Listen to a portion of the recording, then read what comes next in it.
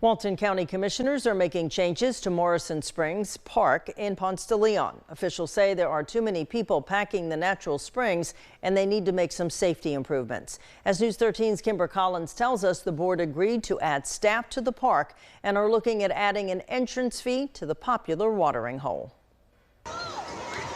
Hundreds of people packed Morrison Springs for Labor Day Monday. The county-operated state park is a hotspot for kayaking, paddleboarding, scuba diving, and fishing, with space for people to float and swim. But the county says it is getting overcrowded and dangerous. Serious injuries to fights to commercial activity, near drowning, things of that nature.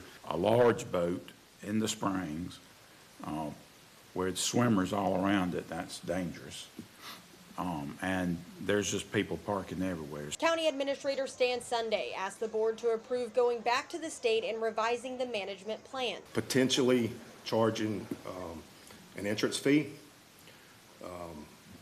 controlling the capacity of the park, putting some park attendants in there, and separating the boat launches so that we can separate the fishermen from the kayakers, from the canoe people. One of the more popular ideas with the Board of County Commissioners was to add a parking attendant to the front of Morrison Springs, similar to they do at other state parks around the area, saying if they can limit the amount of cars into the park, they can prevent overcrowding. Ponce de Leon Springs, which is probably 2 miles north of this site, they have attendants.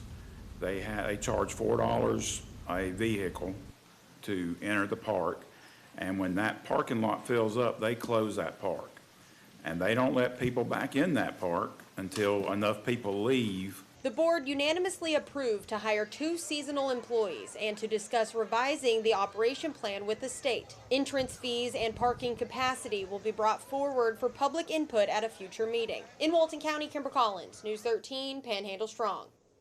The county does pay overtime hours for a Walton County deputy to patrol the park on weekends, but that does not stop the trash or overcrowding issue. The county is also looking at building a second launch site for kayakers and paddle boarders.